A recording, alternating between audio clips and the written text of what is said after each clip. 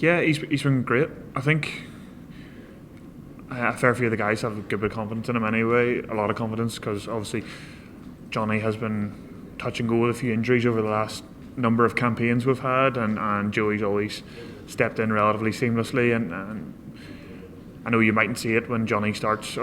Johnny would start the weekend. It could have been Joey who was running the plays half the week, and actually getting a fair bit of experience under his belt managing the team. So I think from last weekend, middle of last week when we were training at Carton House, when he stepped in to kind of run a few plays, it was seamless. I think a lot of the guys knew what he was about, knew what he was looking for, and made it very easy for him to step in.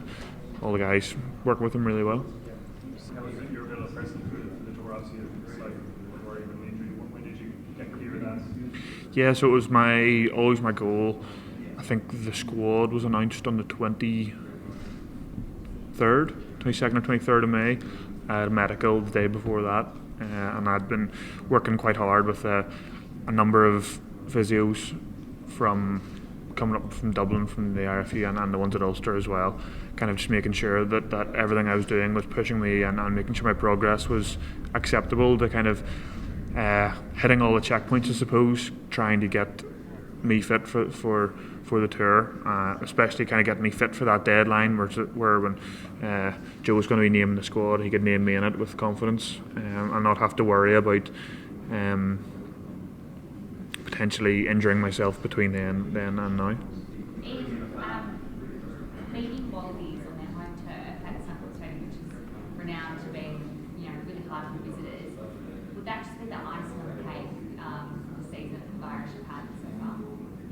Yeah, look, I think the first test in a test of three in a series of three is always massive, and I think obviously the Wallabies have had class results here over the last number of years, beating some of the big teams, as I'm sure you're aware.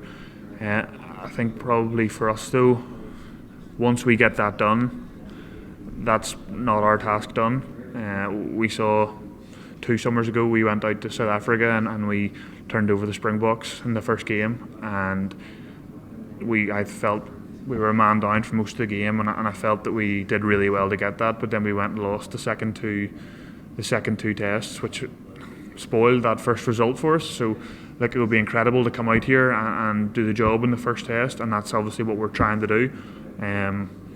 However, it wouldn't necessarily be the icing on the cake if we lose the following 2 tests. So I think it's definitely about the continuation and winning the series. But I suppose, like you said, first and foremost is Suncorp Stadium, and it's going to be a massive challenge, and we're not going to underestimate how difficult it's going to be, and something I think a lot of the guys are excited about. A lot of the squad haven't toured here before, haven't played in Australia, and I think that's just generally exciting for all of us. How do you visualise the lineout battle going against this particular Aussie pack?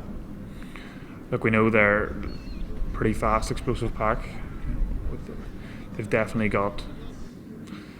taken quite a few lineouts off other international teams. That obviously Scotland last year, Kiwis as well.